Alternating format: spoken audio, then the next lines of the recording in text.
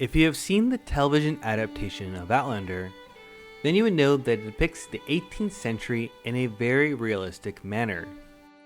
In this video series, we discuss some of the real history that is shown in the hit television show. In part 1 of this two-part series, we discussed the actual history behind Jacobinism and the Rising of 45, which are critical plot points in the first 2 seasons of Outlander. Another topic that is covered not only in the first 2 seasons, but throughout Outlander, is the experience of women in the 18th century.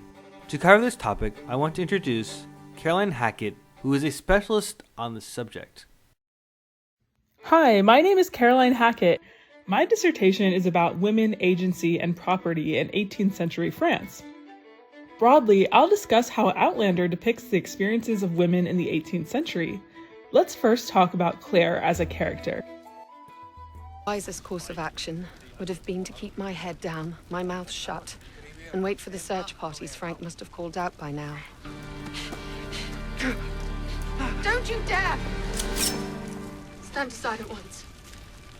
You break his arm if you do it like that. I know what you're doing. No, the more mercy you show today, the more you collect tonight. For yourself. Aye, the lassie can see right through us. Come on, you goddamn bloody bastard. I've never had a woman use this language in my life. Your husband should tell your height. As St. Paul says, let a woman be You silent. can mind your bloody business, and so can St. Paul.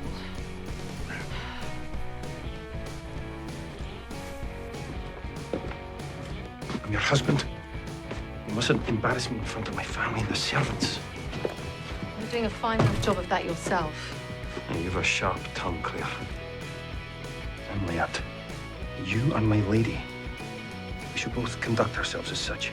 I'm not the meek and obedient type. I don't think anyone would ever make that mistake, Sassenach. Claire's personality is not incompatible with what 18th century French women were like. Women have always worked and managed money and property. My own research shows that this is the norm in 18th century France, especially in the South. This is also evident in the book Women and Work in 18th Century France, which is by Daryl Hafter and Nina Kushner. These case studies that are featured in this book show that in the same time that Claire visits France in Outlander, women were actively employed in a variety of ways. They could have been printmakers, business owners, textile workers, merchants, and more. In addition to sheer labor, women also managed property and households and had more legal power than we might think at first glance. Women were crucial to the success of households and businesses. Think about what kinds of skills are necessary to do the jobs I mentioned before: reading, writing, accounting, negotiating, craftsmanship, advertising. So Claire wouldn't have been out of place as an independent, capable, and witty woman. We also know that Claire is a medical practitioner. In the 1940s, Claire is a nurse, but when she goes back in time, she acts as both a doctor and a surgeon. This raises the question, did women actually have medical expertise in the 18th century? Would Claire's knowledge have been accepted, or would it have raised suspicion? Women's medical knowledge was foundational to modern European medicine. Most women learned medicine in the home from their mothers and gained hands-on experience. They learned how to make and use medicines and remedies, they documented them in recipe books, and they passed them down to future generations for their families. A lot of this work has gone unrecognized because it was unpaid labor, and for a long time historians favored occupational labels and pay stubs, but when we look at all of the ways that women contributed to medicine, it's clear that they were actually capable and versatile caregivers. During the 18th century, there were a lot of women midwives, but there was also a transition going on: the switch to the professionalization of medicine. Women had mostly experience-based, hands-on knowledge of healing, but male medical practitioners were pushing for more expertise-learned medical knowledge to edge women out of the field. The male resentment of women medical practitioners dates to the 13th century, but despite this, women remained central to healthcare until 1800. So men simultaneously relied upon women's medical knowledge and expertise and pushed them to the periphery by excluding them from university programs, apprenticeships, and licensing. Male university-educated doctors also spread bad, unsavory rumors about midwives, that they were witches, that they were harmful to other women, and more. Despite this pushback and formal exclusion from universities and guilds, women continued to be important medical practitioners in the early modern period.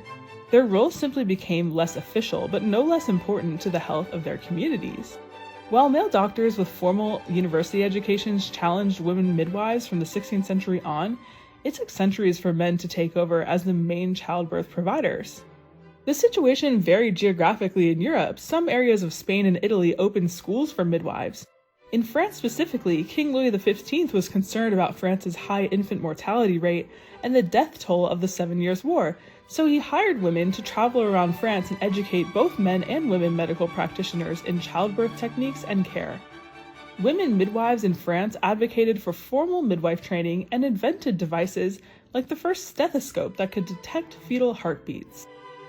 My verdict is that simply possessing medical knowledge would not get a woman into trouble unless she demonstrated 20th century knowledge. He's lost a lot of blood. It'll need to be disinfected before I can dress it properly. Disinfect? Yes, it must be cleaned of dirt to protect it from germs. Germs? Or crossed a boundary into what was considered men's medical work. A major problem we see in the show is when Claire has knowledge from the future that would have been impossible for anyone in the 1740s to have, regardless of their gender. Now let's talk about fashion. While fashion might seem trivial, the history of dress actually reveals a lot about culture. In old regime France, one's attire revealed a lot about them. You could tell who someone was, generally speaking, from across the street. Their outfit revealed their gender, class, and status in a way that's often less obvious today. In Season 2, Episode 2, Claire wears a red dress to visit King Louis XV's court in Versailles. From the first second we see her in it, the dress is controversial. Jamie makes a big deal about how low her neckline was.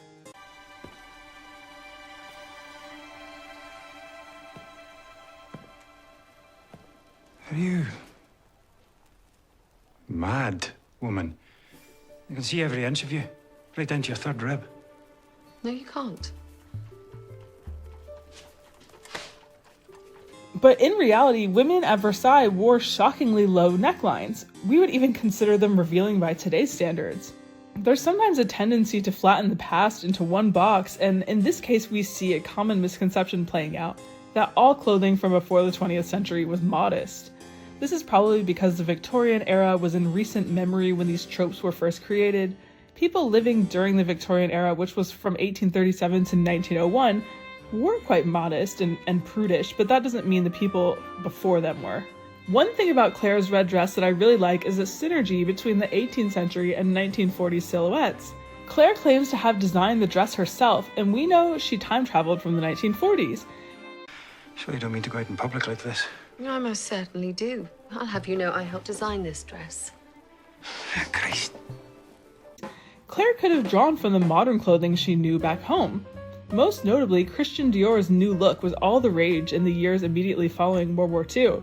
While hemlines rose during the war because of fabric rations and women's need for utilitarian functional clothing while working on the home front, Dior brought a sharp turn with his new look. Since fabric was no longer rationed and many women returned to domestic life, Dior's full-bodied, long skirts embraced excess and femininity while rejecting the clothing of the 20s, 30s, and 40s. The irony here is that there's actually a lot of similarity between the silhouettes of the mid to late 1940s and the 1740s, and I think this was either a clever choice or a fun coincidence. Would a bright red dress stand out at Versailles? Vivid red hues had been popular at Versailles since the 17th century when Louis XIV, nicknamed the Sun King, popularized the wearing of red-heeled shoes. Outlander takes place when vivid colors were still very much in vogue. Red was a prestigious elite color because the dye was expensive. It could only be made by crushing insects. Even some red hues today are still made by crushing beetles. The best example of this is carmine, which is used in many cosmetics. A great visual example of an 18th century French woman wearing a bright red dress is Elizabeth Vigée-Lebrun's painting of Marie Antoinette with her children.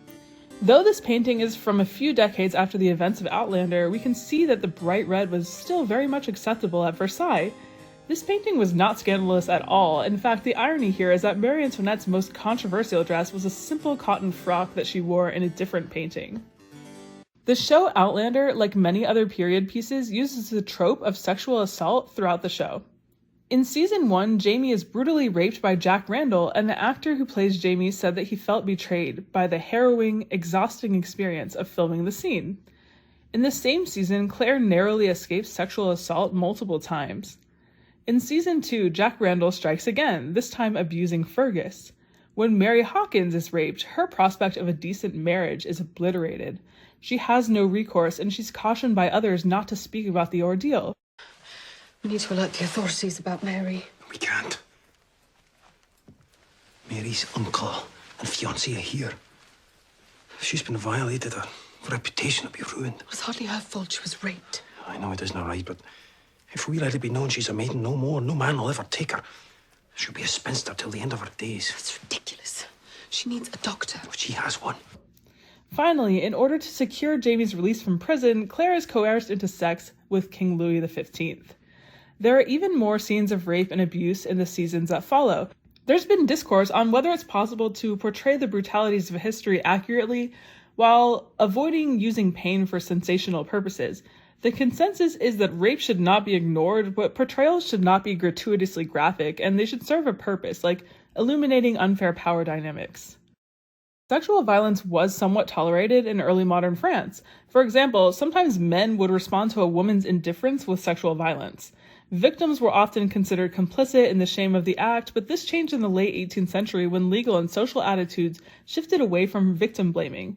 Also, victims were often viewed differently based on their gender, and until the Enlightenment era, many people didn't even believe in the modern concept of consent, so women were thought to be naturally willing to engage in sexual activity, whereas men were not. Even though victims of sexual assault had little official support, they found recourse through loopholes and networks. In the 1740s, both French and British self-help guides for servant women shared strategies for evading unwanted advances. Some of these tips included avoiding men who had drank too much and avoiding men who flattered women who were of lower social standing. Historian Julie Hardwick has shown that in 18th century Lyon, women combated the threat of rape by embracing the support they could find in their communities, clergy, and even the courts. While rape was not always prosecuted as a crime, men were held legally accountable for the consequences of their sexual activity. For example, they might be required to marry a woman and provide for their child. Outlander is quite a riveting show, and it is meant to combine history with elements of surrealism and entertainment. Of course, it's not 100% accurate when it comes down to the portrayal of women and issues surrounding gender, but it touches on some very important aspects of early modern European history. Hello everyone, Eric here. I just want to give a huge shout out to Caroline Hackett for her immense help in making this video series possible. So please be sure to follow her on Instagram, Twitter, and TikTok. The links can be found in the description below. Also, if you enjoy the content, please be sure to like the video, subscribe to the channel, and of course hit the bell notification so you may learn when new videos drop here on History Made Awesome. Thank you, and I'll see you all later. Bye bye.